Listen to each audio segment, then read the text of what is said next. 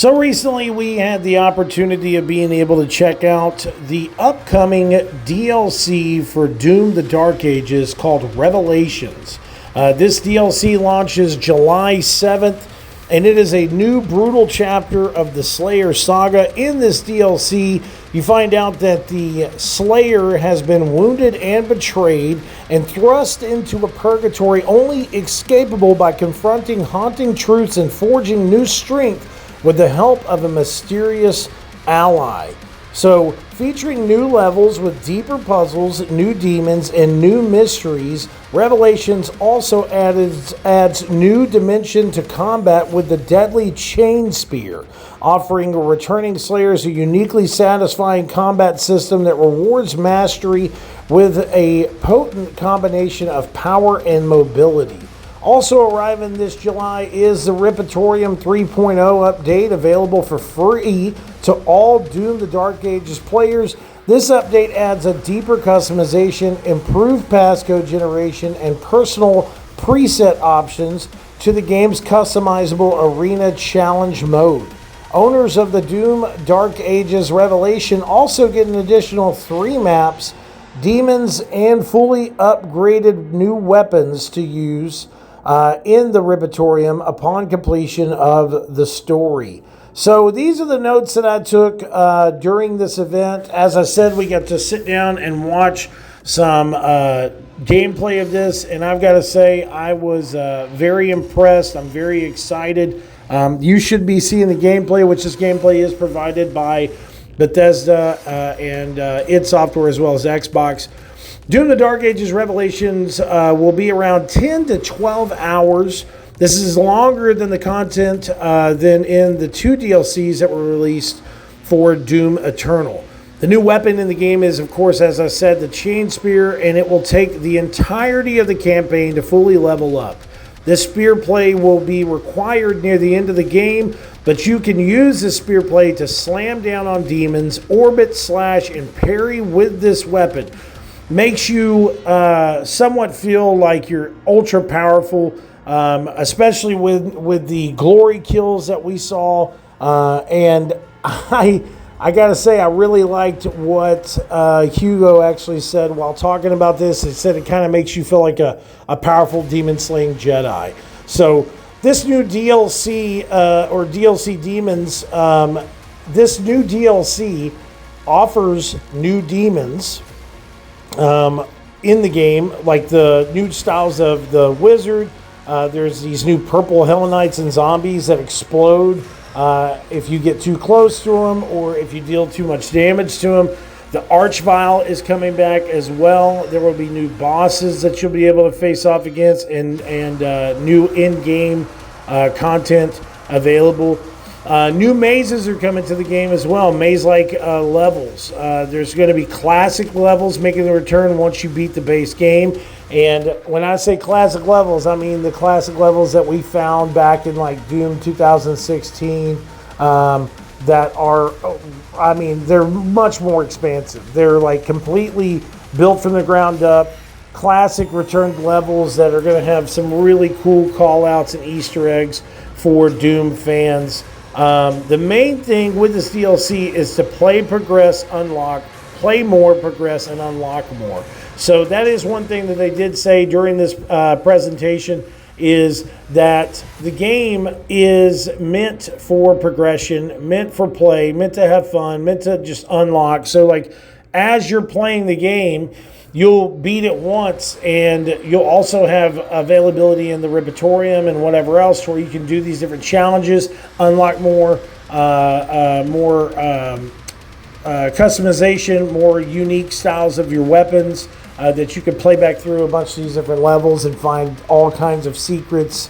But one of the big things about the game, too, that we saw in Dark Ages is that the customization is really, really crazy, and the accessibility is really crazy. You could change the game fully.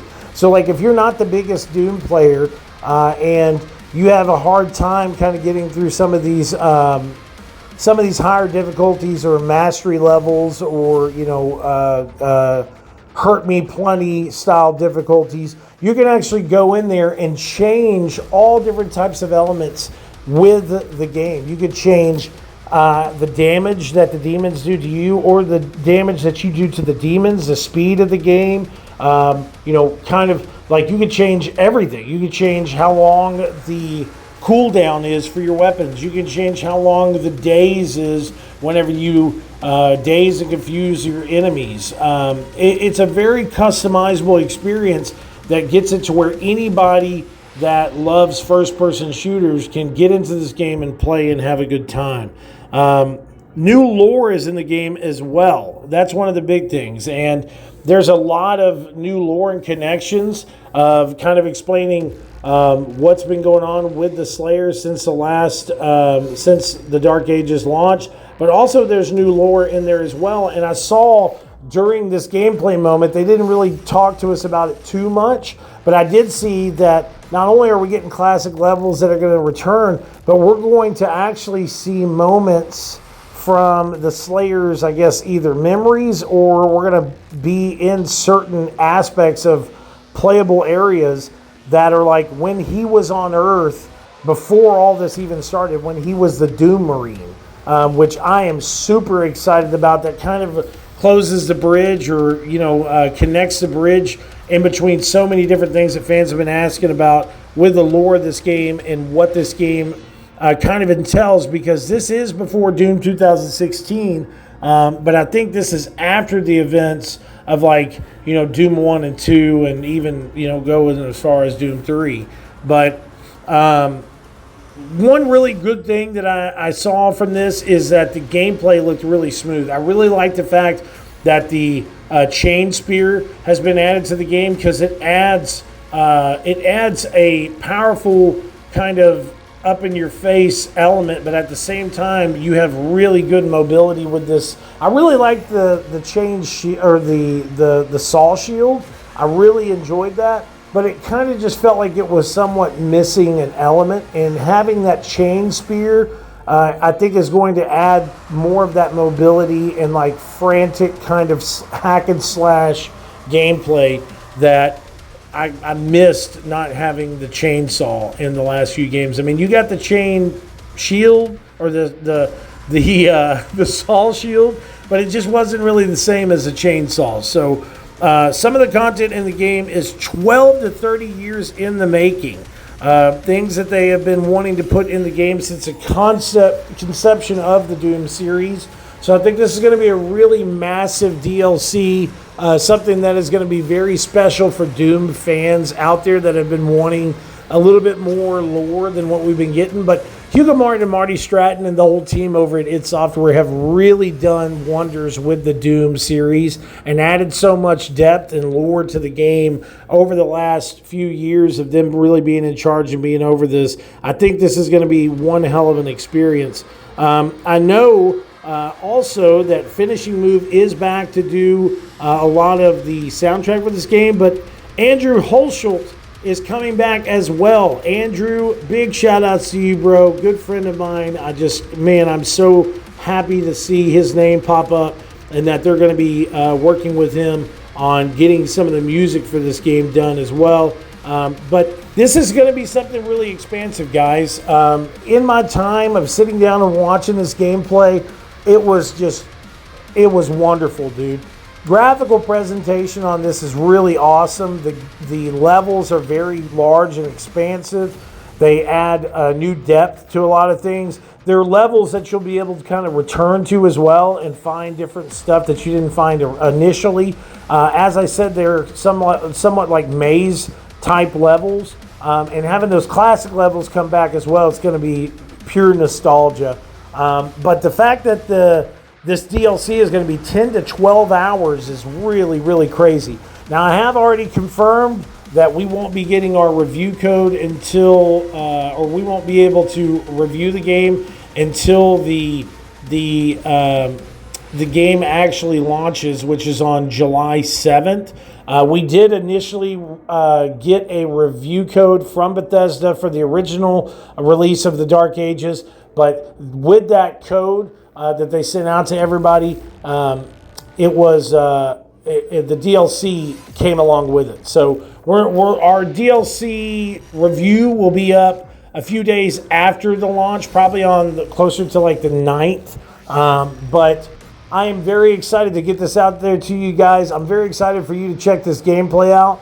I'm hoping that you're enjoying what you're seeing now. I know that I don't have every bit and piece of video footage out there, but I did have some amazing music that was provided by Bethesda, and I hope you're enjoying it. Lastly, I just want to say the additions of this DLC are really something that I am impressed with.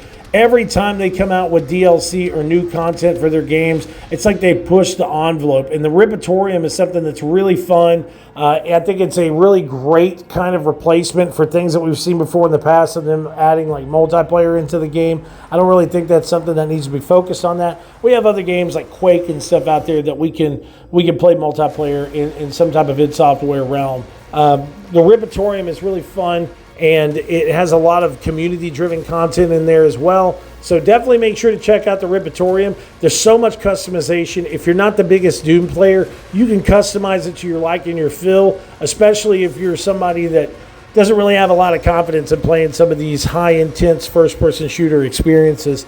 But I really cannot wait to dive into this DLC and find out more about what happened with the Doomslayer in between the time of him being the Doom Marine to the Doomslayer, but also seeing him go on that path of